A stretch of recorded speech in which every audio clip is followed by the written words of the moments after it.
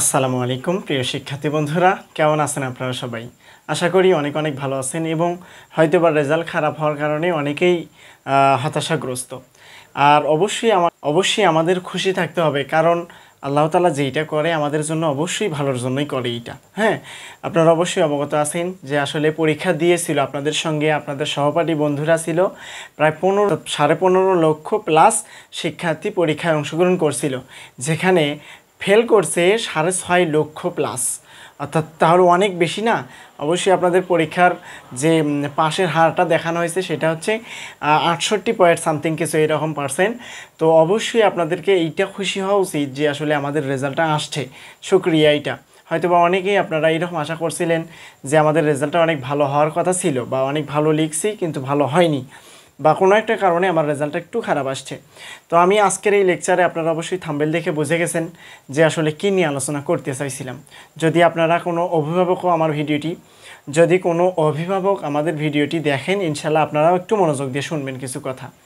তো আমরা সর্বপ্রথম যে কথাটা বলতে চাচ্ছিলাম যে আপনার রেজাল্ট অনুযায়ী বা আপনার প্রতিভা অনুযায়ী কী কোর্সটা করবেন, আপনাদের সামনে কী রকম কোর্সগুলো রয়েছে, এসএসসির পরেই আপনারা যদি সঠিক একটা পরামর্শ কাজে লাগাতে পারেন, আশা করা যায় আপনাদের বা আপনাদের সন্তানদের বা আপনাদের যাদের সন্তানেরা রয়েছে তাদের ভাগ্যটা অনেক সুন্দর হতে পারে, বা তাদের সামনের যে শিক্ষা জীবন এইটা অনেক ভালো হতে পারে। তো আমি কিছু গুরুত্বপূর্ণ টিপস আলোচনা করব, সেগুলো একটু মনোযোগ দিয়ে শুনবেন। সর্বপ্রথম আপনাদের সামনে কয়েকটা রাস্তা দেখা যাচ্ছে। এখন আপনারা এসএসসি রেজাল্ট পেয়ে গেছেন, এখন আপনারা কি করবেন? জেনারেলে ভর্তি হবেন, অর্থাৎ ইন্টারে ভর্তি হবেন। সেই ইন্টারে ভর্তি হলেও কোথায় ভর্তি হবেন, এটা একটা পরামর্শ থাকবে ইনশাআল্লাহ এই ভিডিওতে। এরপরে অনেকেই আপনারা চাচ্ছেন যে মেডিকেলে ভর্তি হব, অনেকেই চাচ্ছেন প্যারামেডিকেলে ভর্তি হব। তো এই বিষয়গুলো আপনারা কিভাবে কাজে লাগাবেন, তো এই বিষয়গুলো আপনারা কিভাবে কাজে লাগাতে পারবেন, এই বিষয়গুলো নিয়ে একটু আলোচনা করব। আপনারা অবশ্যই জানেন যে এসএসসির যে রেজাল্টটা আসলো, এই রেজাল্টের পর অধিক স্টুডেন্ট চাইবে যে আসলে জেনারেলে পড়ালেখা করার, হয়তোবা তাদের সামনে আরও ভালো একটা সামনে চাহিদা আছে বা ভালো কিছু করার ইচ্ছা আছে। তাহলে অবশ্যই আমার এইটা সাজেশন থাকবে বা এইটা সাজেস্ট করা বিষয় থাকবে, যদি আপনাকে আপনার পড়ালেখা ভালো লাগে তাহলে অবশ্যই জেনারেলে গিয়ে এবং আপনার রেজাল্ট অনুযায়ী ভালো একটা প্রতিষ্ঠানে ভর্তি হতে হবে। তাহলে আমরা কিভাবে ভর্তি হব? হয়তোবা যদি আপনার জিপিএটা 4 পয়েন্টের উপরে থাকে তাহলে আপনারা জেলা বা উপজেলা ভিত্তিক যে কলেজগুলো রয়েছে সেই কলেজে আবেদন করতে পারেন। অর্থাৎ 4.50 উপরে যদি রেজাল্ট থাকে তাহলে আপনারা উপজেলা পর্যায়গুলোতে আবেদন করবেন, যাতে করে আপনারা ওখানে টিকতে পারেন। আর যদি 4.50 একটু কমও থাকে তাও করতে পারেন, কিন্তু 4.00 যদি থাকে তাহলে অবশ্যই জেলা বা উপজেলা, তখন উপজেলাতে করতে পারেন। একটা বিষয় মনে রাখবেন যে যদি 5 হয় বা 4.50 হয় তাহলে অবশ্যই আপনারা জেলাতে করবেন। যদি জেলাতে না হয় তাহলে উপজেলাতে থাকবে ইনশাআল্লাহ, দ্বিতীয় চয়েস ওইটা করবেন।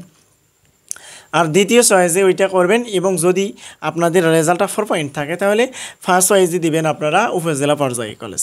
এবং 3.50 বা 4 পয়েন্ট সামথিং এইরকম কিছু যদি থাকে আর পড়ালেখা যদি আশেপাশ থেকে করতে চান তাহলে আপনার নিকটস্থ যে ইউনিয়নটা আছে এই ইউনিয়নগুলোর ভিতরে কিছু প্রতিষ্ঠান রয়েছে, সেগুলোর ভিতরে সবচেয়ে উন্নত মানের যে প্রতিষ্ঠানটা, বা আপনারা তো অবশ্যই অবগত আছেন যে কোন কোন প্রতিষ্ঠানে কিভাবে পড়ালেখা হয়, সার্ভিস কীরকম, বড় ভাইদের সঙ্গে শুনবেন।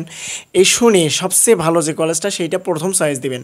অবশ্যই আপনারা জানেন 3 থেকে 4টি বা 5টি চয়েস দেওয়া যায়, 5টা কলেজ চয়েস দেওয়া যায়। তো এই আমার একটা সাজেশন থাকবে যে যদি আপনারা ভালো করে পড়ালেখা করতে চান তাহলে অবশ্যই জেনারেলে ভর্তি হবেন। এইটা আমার একটা সাজেশন থাকবে। দ্বিতীয়ত, আপনারা অনেকেই বলতেছেন যে ভাইয়া আমরা মেডিকেল করতে পারি, তাই না? অবশ্যই এটা মেডিকেল করতে পারেন। তারপরে হয়তো বা কেউ বলতে পারে যে পলিটেকনিক্যাল এইরকম কিছু বলবে, তারপরে প্যারামেডিক্যাল করতে বলবে। তো আমার একটা সাজেশন থাকবে এইরকম, যদি আপনারা প্যারামেডিক্যাল, পলিটেকনিক্যাল বা নার্সিং করতে চান বা মেডিকেল করতে চান তাহলে এইটাই বেস্ট সময়। কারণ সামনে যদি আপনারা ইন্টার পাস করে বা এইচএসসি পাস করে যদি ভর্তি হতে চান তাহলে ওখানে আরও 2 বছর সময় লাগবে কোর্সটা সম্পূর্ণ করতে। আর এখন যদি ভর্তি হন তাহলে 4 বছরের কোর্স, এরকম একটা বিষয়। তো আমরা যে বিষয়টা কথা বলতে চাচ্ছিলাম, যদি আপনারা এই কোর্সগুলোতে ভর্তি হতে চান তাহলে একটা বিষয় মনে রাখবেন, সবসময় একটা বিষয়ের উপর বেশি প্রাধান্য দেবেন, যেটা হচ্ছে সরকারি কলেজ। সরকারি কলেজগুলোতে যদি এইগুলো করেন বা এই ডিগ্রিগুলো অর্জন করেন তাহলে এইটার মান থাকবে। হ্যাঁ, তারপর সরকারি কলেজগুলোতে শিক্ষার মানটাও অনেক সুন্দর। তো সেই জন্য আমার একটাই সাজেশন থাকবে, যদি আপনি প্যারামেডিক্যালও করেন, পলিটেকনিকও করেন বা মেডিকেল করেন, তাহলে সবসময় একটা বিষয় মনে রাখবেন যে সরকারিগুলোতেই করার চেষ্টা করবেন। সেখানে পরীক্ষা দিয়ে পাশ করতে হয়, সেই পরীক্ষাগুলোতে অংশগ্রহণ করবেন। যদি হয় হলো, না হলে আপনারা জেনারেলি ভর্তি হবেন। আর যদি আপনারা মনে করতে পারেন যে আসলে ভাই আমার টাকা পয়সার অভাব নেই, আমি একটা ভালো প্রতিষ্ঠানে আমি কোর্সটা সম্পূর্ণ করব, তো এইটারও কিছু খরচ বাবদ আমাদের কিছু খরচ করতে হবে। ইনশাআল্লাহ আমি নেক্সট ভিডিওতে জানানোর চেষ্টা করব যে কীরকম খরচ হয় 4 বছরের কোর্স, কীরকম খরচ হবে রেজিস্ট্রেশন ফর্ম ফিল আপের সময়, বেসরকারিগুলোতে কীরকম হবে, সরকারিগুলোতে কীরকম হবে।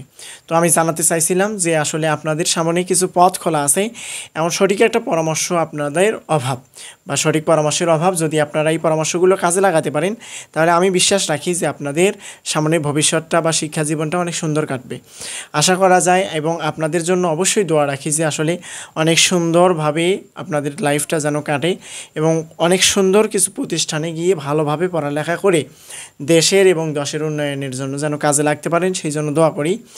এবং আপনারা অবশ্যই আমার জন্য দোয়া করবেন। আমিও একটা প্রতিষ্ঠানে পড়ালেখা করতেছি এবং আপনাদের সেবায় অবশ্যই নিয়োজিত। অবশ্যই দেখা হবে আবারও নতুন কোনো আপডেট বা লেকচার নিয়ে। সেই পর্যন্ত সকলেই সুস্থ থাকেন, ভালো থাকেন। আল্লাহ হাফেজ। আসসালামু আলাইকুম রহমতুল্লাহ।